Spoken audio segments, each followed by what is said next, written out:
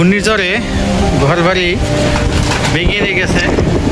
দেখুন, যাতে এই টিনগুলা অক্ষত থাকে সেই জন্য কিন্তু ঘরটা খুলে রাখা হইতেছে। আর এই মুহূর্তে এখন কিন্তু পুরা ঝড় শুরু হয়ে গেছে। এই ঝড়ের মধ্যেই কিন্তু ঘরটা কিন্তু ভেঙে ফেলতেছে, কারণ এই ঘরের যে অবস্থা, এই ঘরটা আসলে যদি একটু জোরে বাতাস আসে এই ঘরের টিনের চাল উড়িয়ে অন্য জায়গায় নিয়ে যাবে, সেখান থেকে সে আরও ক্ষতির সম্মুখীন হবে। সেই জন্যই কিন্তু এটা পার্ট বাই পার্ট খুলে রাখার উদ্দেশ্যটা হচ্ছে যাতে বাতাস এই ঘরের থেকে বেরিয়ে যায়, বাতাসটা অন্যরকম ওই যে খুঁটিয়ে আছে এদের যাতে এগুলো যেন ক্ষতি না হয়, সেজন্য কিন্তু এই প্রক্রিয়াটা কিন্তু করতেছে। দেখুন কি আছে, এইভাবেই জীবনযাপন করতেছে এক নির্জন জায়গার মধ্যে। ভাবলেই কষ্ট হয়, আমাদের আশেপাশে এখনো কত অসহায় মানুষ বসবাস করে, আমরা আসলে সেটা চেয়েও দেখি না। দেখুন, তাদের থাকার মাথার উপর ছাদটাও কিন্তু অনেক সময় কিন্তু প্রকৃতি নিয়ে যায়। এখন কি হবে এই ছেলেটা এবং কি এই বাচ্চা কাচ্চা নিয়ে উনি কোথায় বসবাস করবে, এইটাই দেখুন।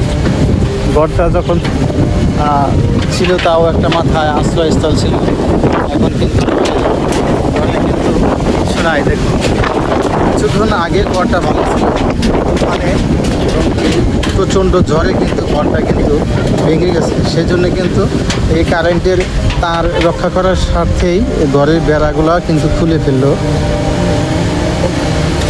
না হলে কিন্তু এই কারেন্টের তার সহ কিন্তু ঘরটা উড়িয়ে নিয়ে যেতে পারত। সেই জন্যেই এই প্রক্রিয়াটা চালু করা। দেখুন,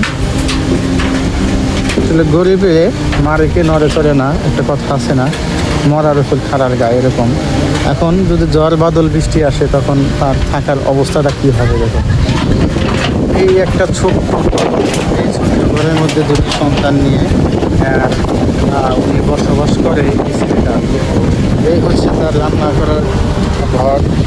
এখানে হয়তো ওইরকম কোনো সাজসজ্জা পরিবেশও নাই। ওই হচ্ছে ওনার যে বাহিরে ওয়াশরুম কিংবা আপনারা যেটা মনে করেন সেটা ভাবতেছেন এটাই। দেখুন, চতুর্পাশ দিয়ে কিন্তু আবাদি জমি, কিন্তু ওনার আশেপাশে এরকম ঘর বাড়ি নাই যে সাহায্য সহযোগিতা করবে। এটা থাকে এটা শক্ত আছে, এটা শক্ত আছে, এটা ছিল না।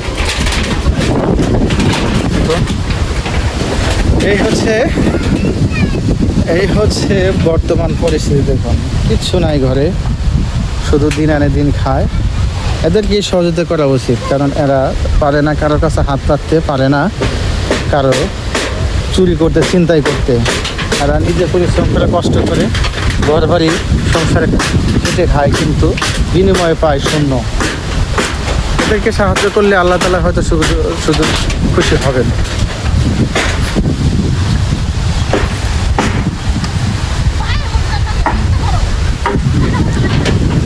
দেখুন, কিচ্ছু নাই ঘরে, কিচ্ছু নাই। তো কেউ যদি সাহায্য করতে চান ভিডিওর মাধ্যমে কমেন্ট করবেন, আমি ওনার ঠিকানা এবং ওনার সকল বিস্তারিত তথ্য আমি আপনাদেরকে জানিয়ে দেব।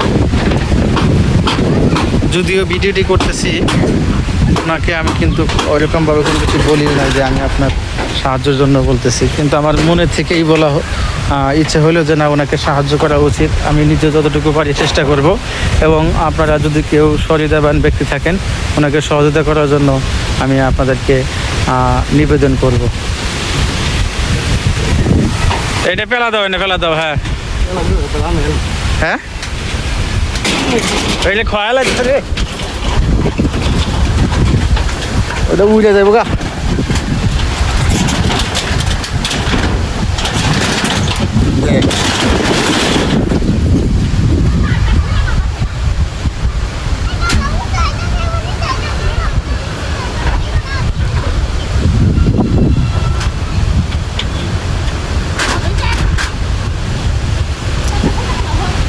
হাত কেটে গেছে, এই দে ঘাস,